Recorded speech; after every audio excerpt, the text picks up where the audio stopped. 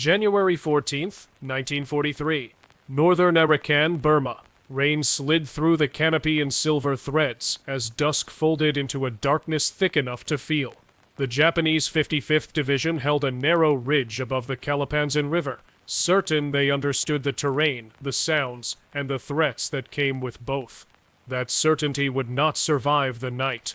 By dusk, the perimeter was calm. The ridge line smelled of wet timber, cold rice, and the sharp sting of kerosene from hastily cleaned rifles. Patrols returned with predictable reports. Nothing unusual. Not yet. The evening logbook described no enemy activity and firm morale, a conclusion drawn from routine sound checks and the familiar patterns of jungle insects. Sentries trusted the noise. Officers trusted the sentries. Confidence is comfortable.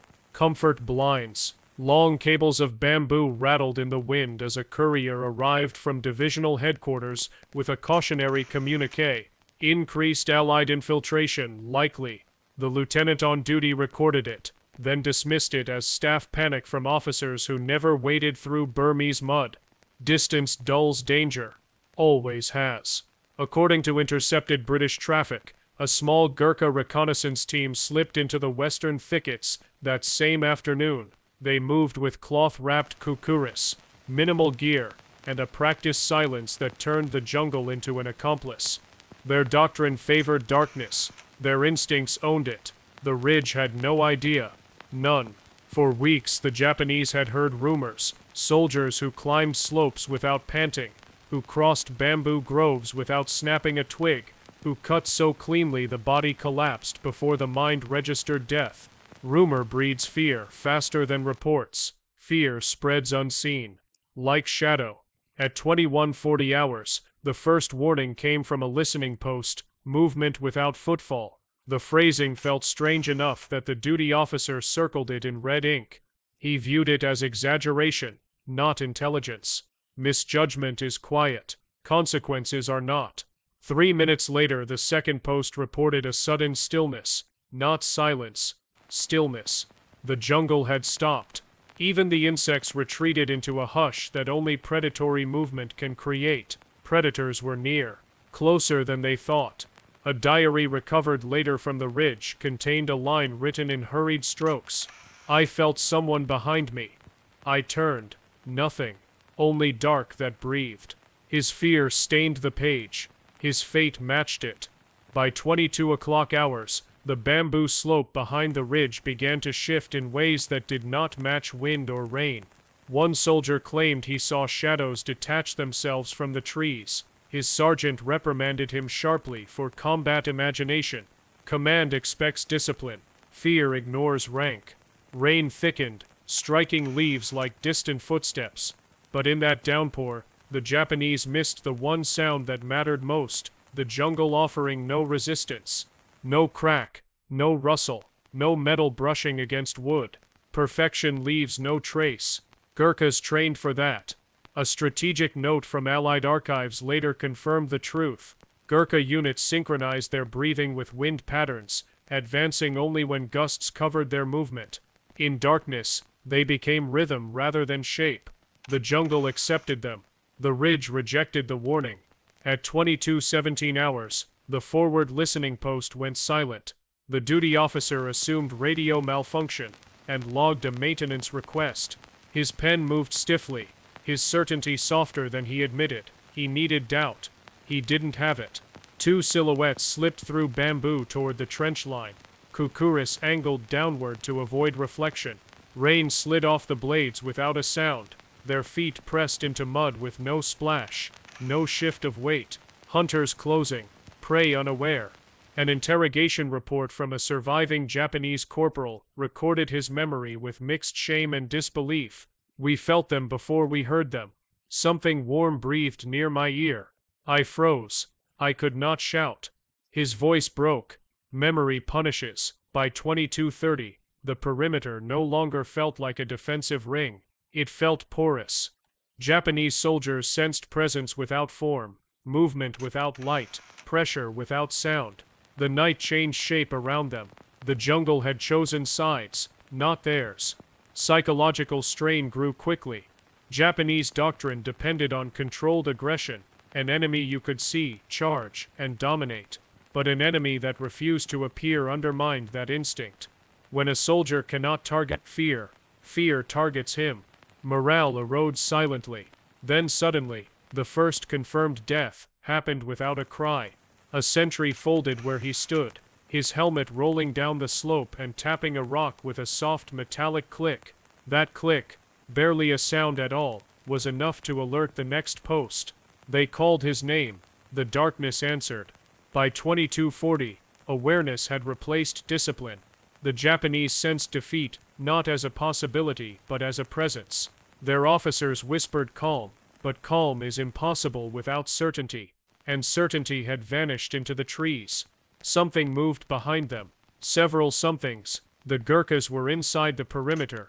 The orders that shaped this night were written far from the ridge, in a narrow bamboo hut, serving as the temporary command post of the Japanese 55th Division. Maps covered the walls, pinned by bayonets and rusted nails, each marked with red arrows pointing confidently toward Chittagong. Confidence inked in red, reality drawn in green. Japanese high command believed the Gurkhas were scattered, exhausted, and too lightly equipped to mount significant night operations. Their intelligence summaries leaned heavily on assumptions rather than reconnaissance. The reports insisted that British Indian units avoid close combat due to morale limitations. Assumption became doctrine. Doctrine misled. A divisional notice issued that morning emphasized aggressive night patrolling to counter Indian infiltration tactics, though few officers truly believed an attack was imminent. The Burmese winter had settled cold and wet over the hills, and most expected that the enemy would avoid such conditions. Weather deceives planners, not fighters. Meanwhile, the Allied plan was brutally simple: disrupt Japanese communication lines, sabotage ridge defenses, and shatter morale before the broader offensive. To accomplish this, commanders selected Gurkha detachments trained in silent infiltration, men who preferred close combat to gunfire and favored terrain over numbers. Small teams, large impact. An Allied operations report, later declassified, described their method with clinical precision: penetrate from the west and south, breach trenches without initiating fire, eliminate sentries silently, create fear disproportionate to force size. The wording was cold, the execution colder. On the Japanese side, internal tension simmered. Officers argued quietly about the wisdom of their defensive posture. Some favored pulling back to higher ground. Others insisted on holding the ridge as proof of determination. The debate ended with a familiar command principle: endurance is victory. A phrase repeated often, believed rarely. A logistical complication worsened their position. Ammo shipments were delayed by washed-out trails, leaving frontline soldiers with just enough rounds for one serious engagement. Many did not know this. Their officers feared revealing the shortage would erode confidence. Secrets burdened command. And soldiers. The ridge itself was a false ally. Dense bamboo limited visibility to 10 feet in most directions. Trenches were shallow due to rocky soil. The ground muffled footsteps unpredictably. Soft mud in one section, hard roots in the next. Such terrain favored only one side, the one that understood silence. Gurkhas understood. Completely. By 20 o'clock hours, Japanese officers conducted routine inspections. Lanterns burned low to preserve fuel, casting thin amber halos over dripping logs and anxious faces. A few soldiers asked about rumors of knife fighters in the trees, but their leaders dismissed them with flat reassurance. Calm enforced, not earned. Yet tension whispered between the lines. When officers passed, conversation stopped mid-sentence, as if truth itself might be overheard. Veterans swapped uneasy stories of the Assam front. Tales of men found with no obvious wounds, rifles still in their hands, expressions frozen in disbelief. Superstition filled gaps. Intel should have. According to an intelligence summary from Japanese 28th Army, the Gurkhas' preferred tactic was to strike where sentries relied most on hearing. Their approach leveraged ambient noise, wind, rain, insects, masking each footfall. The summary warned, if they reach your trench unseen, outcome is certain. Warning provided. Warning ignored. In the Allied camp, preparations were quiet but exact. Gurkha COs briefed their men with gestures more than words. Each soldier checked his khukuri's edge with a thumb, ensuring it caught the slightest resistance. Rifles were slung not for shooting, but for misdirection. Silhouettes that looked armed but spoke only through steel. Blades ready. Breathing steady. One instruction repeated across British lines: no gunfire unless compromised. The goal was psychological: to let fear grow in the enemy ranks, to make every rustle and every stray shadow feel like an impending strike. Night as a weapon. Silence as ammunition. A psychological insight. Japanese soldiers were brave, disciplined, and committed to their mission. But bravery cracks not when facing overwhelming force. It cracks when facing the unknown. An enemy you cannot locate becomes an enemy you cannot comprehend.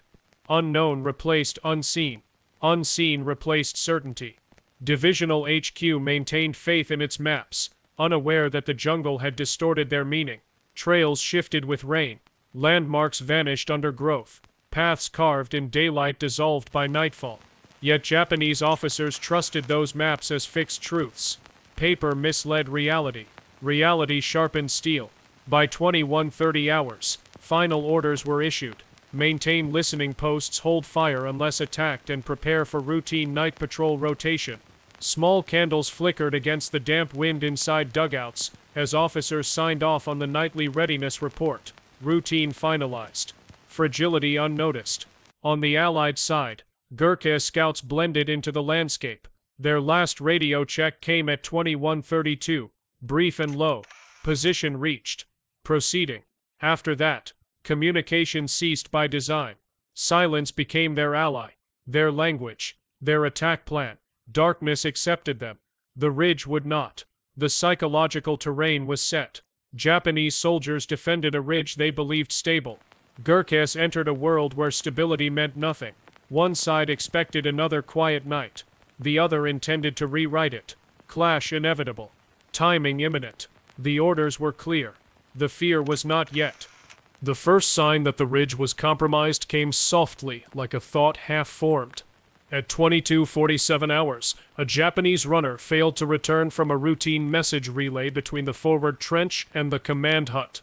The officer in charge tapped impatient fingers on his field table, convinced the delay was due to mud or fatigue.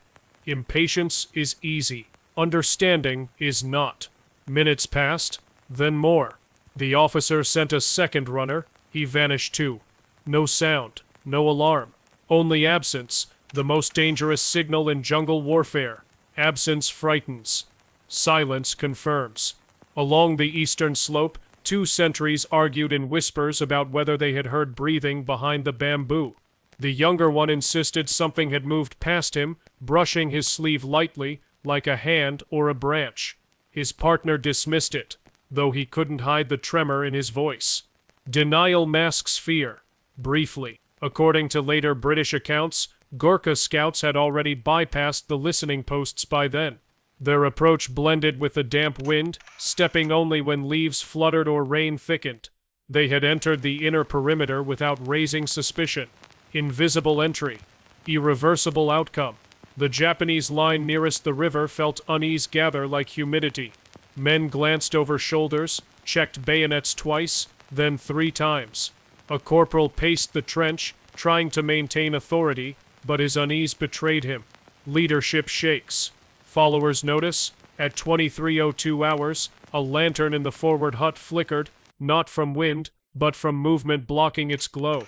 The duty sergeant stepped forward to check the canvas flap. His hand paused mid-air. Something in his instincts told him the darkness on the other side was not empty. Instinct warned him. Too late. From an interrogation quote months later, a private described the moment, "We felt watched." Not from one place, from everywhere. The jungle had eyes. He was not exaggerating, only admitting. The escalation turned sharper when the perimeter dog, stationed near a bamboo grove, released a low growl, then fell utterly still. Not silent. Still. Animals sense danger first. This one sensed the kind that offered no escape. Animals understand predators. Humans rationalize them. A Japanese sergeant raised his rifle and signaled his men to hold position. They obeyed rigidly, but discipline warred with dread. His plan was simple: wait for proof of an intruder, then open fire. Proof never came, only consequences. By 2310, the night changed character. Rain softened, wind died. The air thickened with a strange pressure, as if the jungle were holding its breath. Sentries shifted uneasily. One muttered that the insects had gone silent again. Nature paused. So did courage. Inside the main trench, two soldiers debated whether to report moving black shapes near the bamboo. Their lieutenant overheard and ordered them to focus on real threats. Reality was inches away. He didn't know. Then came the discovery that shattered the last illusion of control. A lantern patrol checking the western edge of the ridge found footprints. Not Japanese, not barefoot, but soft-soled and deliberate. They appeared between two sentry posts that were only 8 meters apart. Neither sentry had seen or heard anything. Impossible tracks. Except they weren't. Panic trembled beneath the surface. Officers doubled the guard, though doubling guards only doubled fear. One soldier confessed to his squadmate that the jungle felt crowded. His partner nodded without speaking. Shared fear binds. Silence tightens. A psychological insight: Japanese troops excelled in direct assaults, but stealth from an unseen enemy violated their tactical expectations. When strategy collapses into uncertainty, fear becomes the clearest instruction. Uncertainty grew. Rapidly. At exactly 23:21, a single metallic clink echoed. Faint. Accidental. Impossible to place. It bounced between trees and trenches like a warning disguised as sound. Every soldier froze. Rifles lifted. Eyes widened. Hearts pounded. One sound. Many consequences. In truth, it was only a raindrop striking a misplaced helmet. But the Gurkhas were already within 4 paces of the nearest trench. They moved like mist, using shadows as shields, mud as cover, and discipline as armor. They were everywhere, and nowhere. A second intelligence record, written by a Japanese lieutenant who survived the night, captured the moment with painful clarity. We formed a line. We waited. Something brushed past my knee. I swung my rifle but hit only rain. He was shaking when he wrote it. The page shows it. By 23:30 hours, Japanese officers realized their communications were failing. Runners had vanished. Lantern signals drew no reply. Whispered orders dissolved into confusion. The ridge's thin sense of order evaporated into the dark. Structure collapsed. Fear organized itself. Sentries near the jungle edge spotted movement. Not clear shapes, but distortions of blackness. They raised rifles, then lowered them, unsure whether they had seen an enemy or their imagination. Doubt disarms. Every time. In the central trench, a small squad found a slit of bamboo cut cleanly near their position. The cut was fresh, crisp, perfect. No human error leaves such a mark. Only a practiced hand does. Recognition dawned. Terror followed. Whispers spread. Gurkhas are here. No officer denied it now. The ridge had shifted from routine defense to imminent collapse. Men tightened grips on rifles they feared they wouldn't have time to use. Breaths shortened. Night deepened. The discovery was complete. The Japanese knew they were surrounded, but not how close death already stood. At 23:41 hours, the ridge crossed the threshold between fear and violence. A single shout erupted from the eastern trench, cut short mid-breath. Soldiers spun toward the sound, rifles raised, but saw nothing except a dark shape folding into the mud. A helmet rolled once, tapping a root with a muted crack. One sound, no answers. The Japanese lines snapped awake. Officers barked orders, though none knew what direction to point them.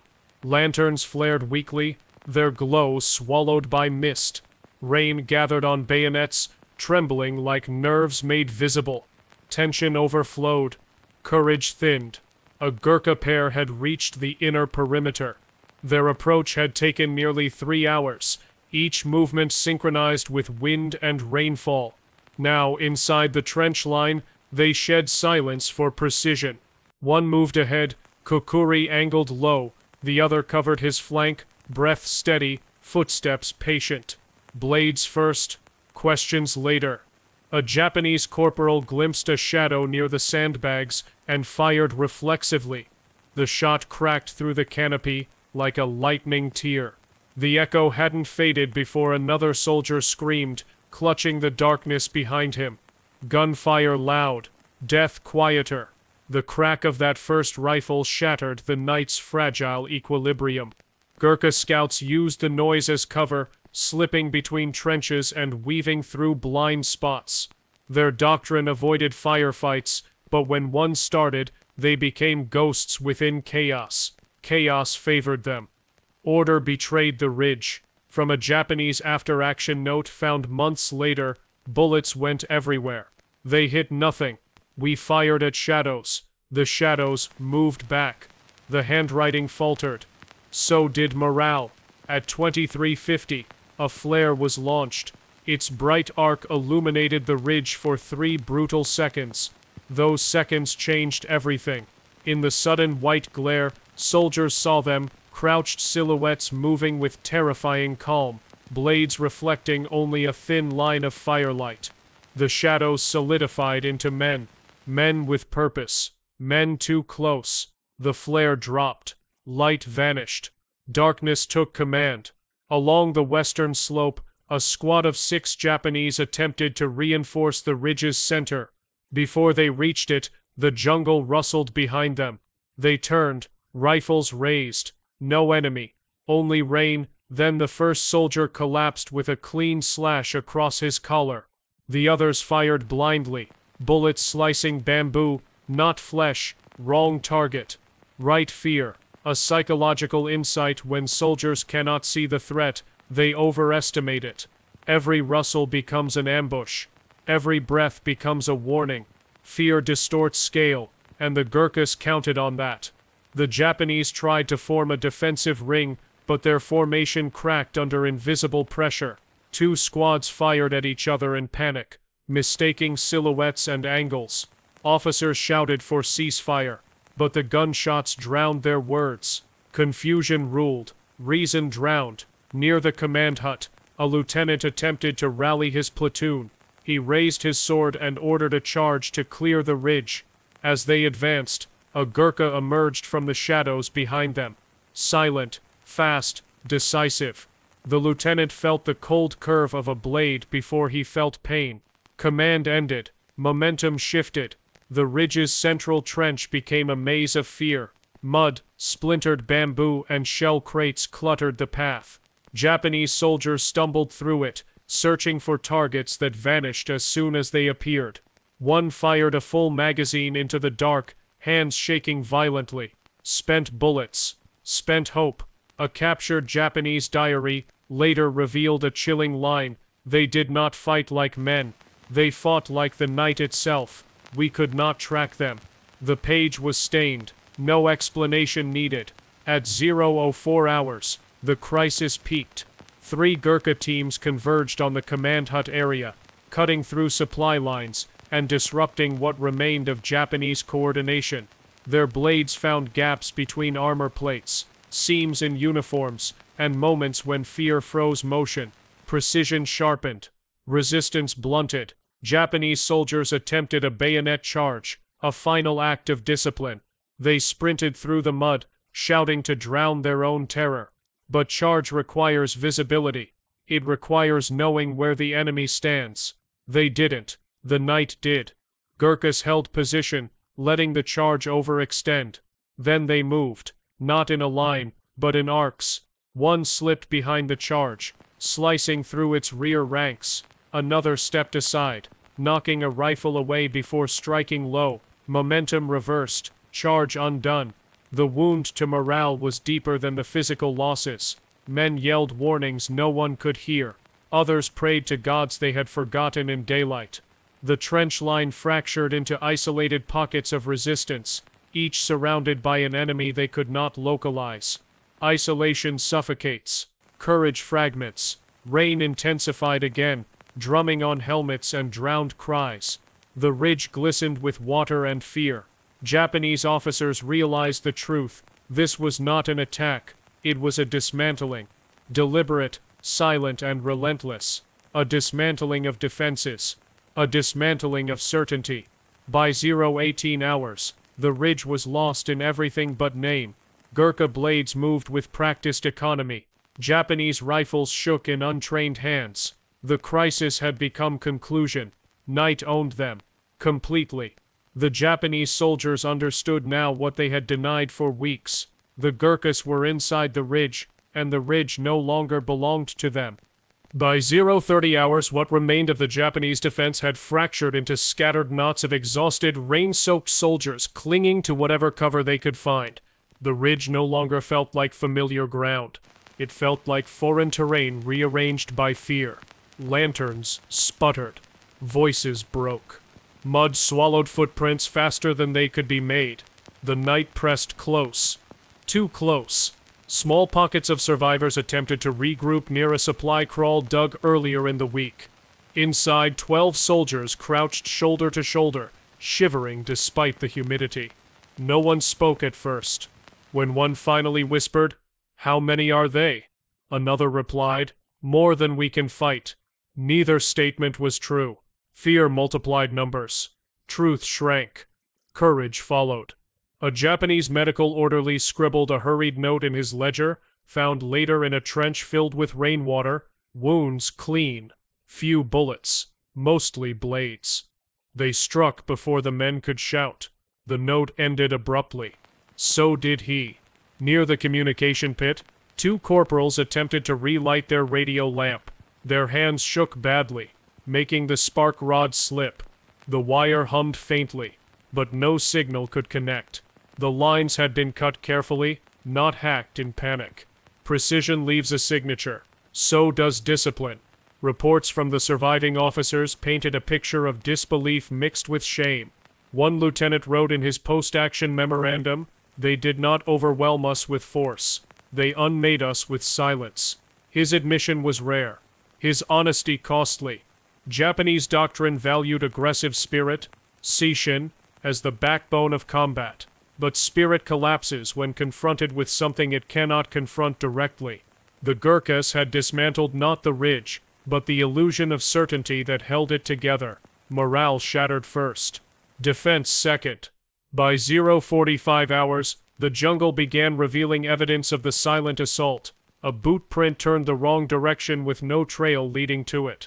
A rifle rested neatly against a tree, its owner vanished. A helmet filled slowly with rainwater beside a trench, untouched, unclaimed. Objects left behind. Stories still present. In one dugout, a soldier stared blankly at his bloodied hands. Not his blood. Someone else's, he whispered. They came from below, even though no tunnels existed. His sergeant shook him violently, trying to snap him back. Shock speaks nonsense. The night made it feel true. A psychological insight, once fear evolves from anticipation to trauma, soldiers misinterpret shadows as threats and memories as warnings. The Japanese on that ridge slipped into that state quickly, faster than they expected, faster than they could recover from. Trauma accelerates defeat. Silence deepens it. An officer attempting to reassert command shouted orders to regroup behind the command hut. Only 4 men followed him. The rest stayed frozen where they stood, unwilling to step into the open where the dark seemed to move on its own. Orders require trust. Trust had died. Allied accounts written after the operation described few shots fired by the Gurkhas. Their objective was disruption, not annihilation. They targeted leadership nodes, communication links, and sentry chains. Once those broke, the rest unraveled by itself. Force minimal. Impact maximal. At 1:05 hours, the final Japanese attempt at order collapsed. A squad tried to retreat downhill toward the river, hoping to escape the encirclement. They made it barely 20 meters before encountering what one survivor later called a wall of shadows. No wall existed. Only 3 Gurkhas, positioned perfectly. 3 appeared 20. Fear did the math. Back at the ridge crest, rainfall carved small channels through the mud, washing blood into thin pink streams.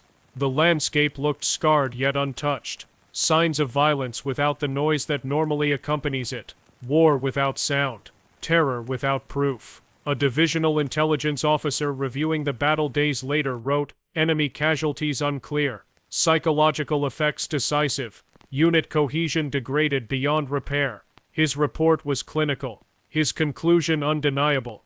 As dawn approached, the Gurkha detachments withdrew as silently as they had arrived. No triumphant shouts. No lingering presence. Only the damp imprint of their passing. Footprints already dissolving in rain. Branches returning to their natural positions. Night released them. Daylight reclaimed the ridge. Japanese reinforcements reached the site hours later. What they found unsettled even seasoned officers. Abandoned rifles, undisturbed rations, half-smoldering lanterns, and soldiers who refused to speak beyond a whisper. Some stared blankly at the tree line. Others trembled uncontrollably whenever wind brushed the bamboo. Silence remained, even after danger left. One sergeant told his captain, voice barely audible, they were not human. They were the night. He meant it literally. He was not the only one. The aftermath left the 55th Division with a weakened perimeter, shaken morale, and a growing fear of future night raids. Word spread through the ranks faster than official reports. Rumor became truth. Truth became legend. Legends overpower orders. Command struggled to contain both. The Gurkhas had achieved their objective, not by overwhelming force, but by overwhelming certainty. Dawn arrived without color. A gray sheet of light spread slowly across the ridge, revealing shapes that had been invisible hours earlier. Men slumped in trenches, rifles lying unused, helmets overturned and filled with rainwater. The jungle, silent for most of the night, resumed its indifferent chorus, as if reclaiming the ground from fear. Morning indifferent. Night unforgettable. The Japanese survivors emerged cautiously, flinching at every rustle. Their faces were drawn, pale and hollow-eyed. Some carried rifles with no ammunition. Others carried no rifles at all. They looked less like a defeated unit, and more like men returning from a place beyond explanation. Shock lingered. Pride didn't. A field investigator from Divisional HQ reached the ridge shortly after sunrise. His report, later stored under a restricted classification, described no conventional frontline engagement and unusual concentration of psychological casualties. He noted the absence of spent cartridges and the nearly complete lack of visible firefight damage. Visible signs few. Invisible signs many. When he interviewed the survivors, their answers blurred between factual observation and emotional imprint. Several mentioned hearing footsteps that belonged to no direction. Others spoke of breath on their necks, though no enemy appeared behind them. Memory altered reality. Fear reshaped memory. One private insisted he had been surrounded by dozens of attackers. When pressed, he admitted he saw only 2 silhouettes. Perception multiplies. Trauma exaggerates. Another soldier, still trembling despite the heat, whispered, "They didn't run. They didn't shout. They just arrived." His words captured the essence. Arrival as impact. Across the lines, British and Indian officers, reviewing the operation, recorded it as a success of discipline rather than brutality. Gurkha NCOs spoke modestly of the night, crediting terrain knowledge, planning, and the element of surprise. They considered it a routine infiltration exercise, executed with precision and restraint. To them, technique. To the Japanese, terror. A British captain overseeing the withdrawal summarized the ethos succinctly.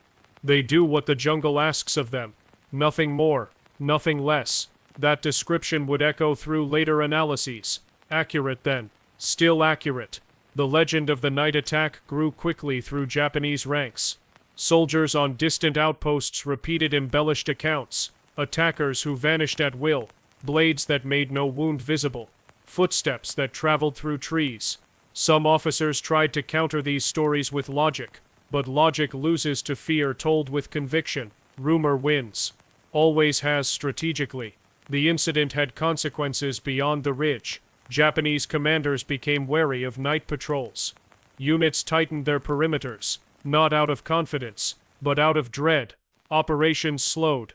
Movements became hesitant. Hesitation costs time. Time costs battles. For the Gurkhas, the operation reinforced their reputation as masters of the unseen. Their approach became a case study in infiltration tactics, a demonstration that morale can be targeted as effectively as supply lines or fortifications. morale as weapon, silence as strategy. In intelligence circles, the ridge became shorthand for psychological dominance. Analysts noted that a small force had inflicted disproportionate disruption through timing, terrain mastery, and intimate combat proficiency. The night raid showed that the mind was as vulnerable a battlefield as any physical front. Mind hit first. Body follows. A psychological insight. Every army trains for courage, but courage is a daylight virtue. Night belongs to instinct, and instinct rarely obeys orders. Night changes men. Every time. The Japanese 55th Division eventually recovered operational capability, but something within it remained altered. Veterans of the ridge avoided eye contact when night patrols were mentioned. Some asked to transfer to day-only routes. Others carried talismans against unseen threats. Fear endured. Long after blades left, the jungle, indifferent to human conflict, erased the signs of the attack within days. Bamboo straightened, mud flattened, footprints dissolved in rain. Only memory kept the night alive. Memory and the stories whispered by those who survived. Nature forgets quickly. Soldiers do not. In later years, historians analyzing the battle sought data points, numbers, distances, casualty counts. But numbers never captured what truly changed the ridge. The shift was not measured in bodies. It was measured in breath. The breath held by men waiting for an enemy they couldn't see. Breath held. Courage lost. The legacy of that night traveled far beyond Burma. It entered military lectures, war colleges, and intelligence manuals, as a demonstration of asymmetry. How a force smaller in number could be larger in impact. Small unit, large shadow. And through all accounts, one truth remained constant. The Gurkhas didn't conquer the ridge. They conquered the dark inside their enemies' minds. Peace.